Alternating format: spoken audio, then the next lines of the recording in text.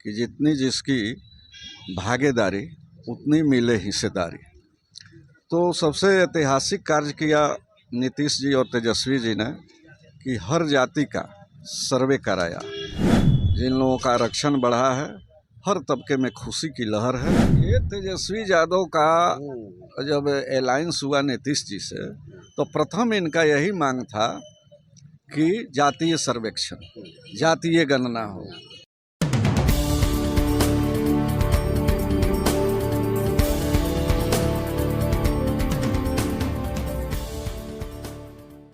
नमस्कार, मैं सोनम सिंह और अभी आप देख रहे हैं पटना दर्शन न्यूज़। आप सभी को एक बात मैं बता दूं कि जैसा कि आप सभी जान रहे हैं, रिजर्वेशन जो बिहार में था उसको बढ़ा के 75% कर दिया गया, 25% की बढ़ोतरी हुई। तो अभी जिनकी सरकार है आप सभी जान रहे हैं, तो उन्हीं के एक नेता से हम लोग जानते हैं कि एक्चुअल अंदर की बात क्या है, रिजर्वेशन बढ़ने का कारण क्या है, उन लोगों को अभी मतलब किस चीज़ के कारण ये बढ़ा है। तो सबसे पहले आपका मेरे चैनल में स्वागत है। धन्यवाद आपको। तो ये जो भी रिजर्वेशन आया है इधर ही हाल फिलहाल में जो पास हुआ है, वो क्यों बढ़ाया गया है? देखिए, ये सामाजिक न्याय की जो सरकार है नीतीश जी और तेजस्वी जी की, इनकी प्राथमिकता है कि जितनी जिसकी भागीदारी उतनी मिले हिस्सेदारी। तो सबसे ऐतिहासिक कार्य किया नीतीश जी और तेजस्वी जी ने कि हर जाति का सर्वे कराया। और सर्वे कराने के बाद जब तथ्य सामने आया कि इतनी आबादी इस अमुक जाति की है, लेकिन इनकी सरकारी नौकरियों में भागीदारी बहुत कम है, तो उस भागीदारी को पाटने के लिए, भागीदारी बढ़ाने के लिए फिर आरक्षण को दायरा को बढ़ाया गया।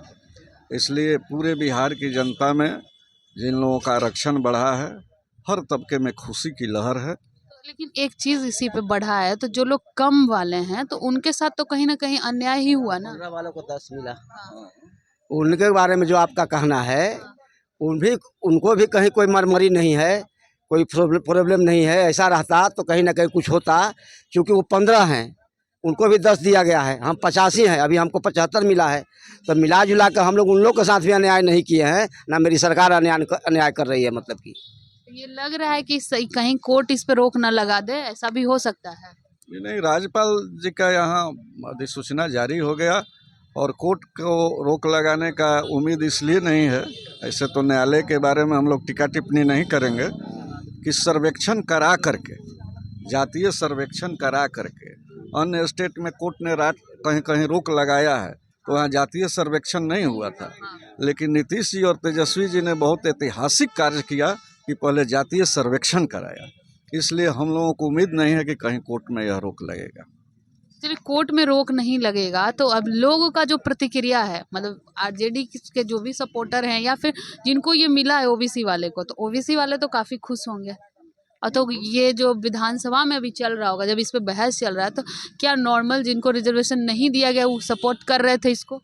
नहीं तो कहाँ, कुछ तो बोले नहीं है, विरोध नहीं जताए। विरोध नहीं जता रहे, क्योंकि जानते हैं कि हमको तो जो संख्या से ज़्यादा मिल चुका है, तो क्यों विरोध जताएंगे? क्योंकि हमारा कम था, इन लोग का कम था, इसलिए इसको वहाँ बढ़ा करके उनका अनुपात में कर दिया गया है। बढ़ाया इसलिए गया क्योंकि उनका आबादी ज्यादा है। हाँ, आबादी ज़्यादा है। आबादी ज्यादा भागीदारी के मुताबिक, भागीदारी का जो एजेंडा है सरकार का, तेजस्वी जी का, नीतीश जी का, उसको तो सिर्फ पालन किया गया है।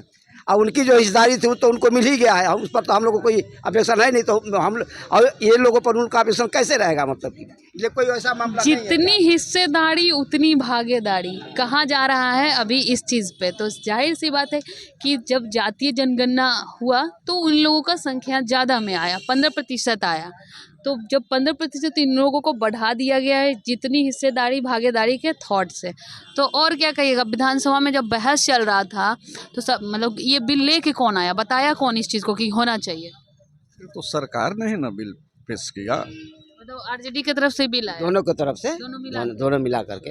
ये तेजस्वी यादव का जब अलायंस हुआ नीतीश जी से, तो प्रथम इनका यही मांग था कि जातीय सर्वेक्षण, जातीय गणना हो। और उसको माननीय नीतीश जी ने एक्सेप्ट किया, तेजस्वी जी के एजेंडा को, और तब इन्होंने समर्थन दिया था जातीय जनगणना हो। और बेरोजगारी के मुद्दे पर जो 10 लाख का हमने वादा किया है, तेजस्वी जी ने अपने चुनाव में वादा किया है, उन्होंने कहा कि ये मेरा मुद्दा पास होना चाहिए आपके द्वारा माननीय नीतीश जी, और तब हम आपके साथ हैं।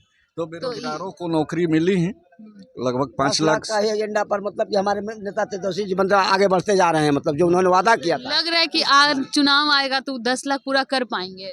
करीब करीब मैंने उस लक्ष्य को पहुंचने की तो तैयारी है हमारी। अभी चुनाव में 2 साल समय है। अन्य विभागों में बहाली बहुत अभी जोर शोर से तो निकल रही है। तो आप 2 साल देखिए, में अभी तो आप देखिए कि बिहार में ये जो देश लेवल पर 1,22,000 टीचरों की जो बहाली हुई है, एक ऐतिहासिक कार्य है बिहार की सरकार के लिए। इसमें कहीं दो राय नहीं है।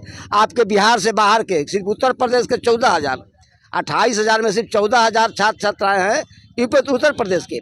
तो ये तो बिहार की बहुत बड़ी उपलब्धि है हमारे माननीय मुख्यमंत्री नीतीश जी का और तेजस्वी जी का।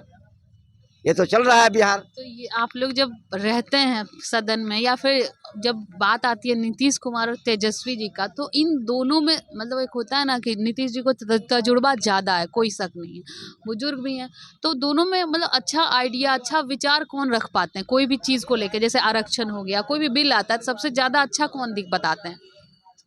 अब देखिए, जब बीजेपी के साथ अलायंस में थे नीतीश जी, तो कुछ तो उनकी मजबूरियां थीं।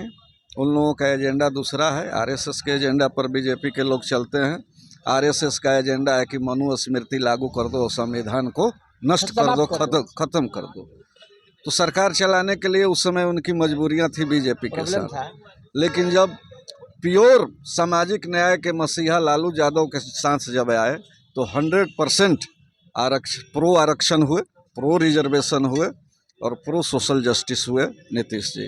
तो जातीय जनगणना को ऐतिहासिक बताते हुए जो हमारे सीएम ने भी किया है, इस जातीय जनगणना का फैसला है, उसके तुरंत बाद आरक्षण आ गया। तो इससे अनुमान लगाया जा सकता है कि जातीय जनगणना ही इसीलिए किया गया ताकि जो लोग दबे कुचले या जिन लोगों को आरक्षण नहीं है, जितनी हिस्सेदारी है उतनी भागीदारी होनी चाहिए, इसी को लाने के लिए ये सब लाया गया। तो इसी के साथ हमारे साथ बने रहें और मैं अब आपसे विदा लेती हूँ with camera person Shivanand Pandey.